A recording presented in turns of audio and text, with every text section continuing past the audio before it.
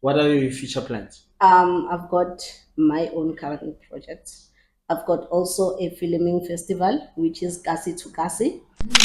Okay. Yes, it's a Kasi to Kasi film festival. I also got funded this year through NFVF. Then I made sure that I hire about 90 people that had to gain through the project, Yes. which are artists. So we were doing screenings, filming screenings, and we were strictly doing South African movies. Do you have full movies done already that we could one could see? We no For us, we haven't produced any movie yet, Yeah.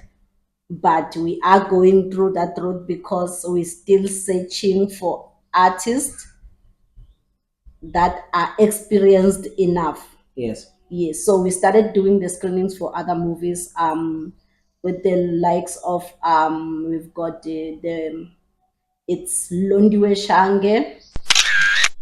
She has a very nice movie, Mzansi movie, Why It Came. She's directed few movies. She also acted in those movies. So we want people to know the talent of Mzansi.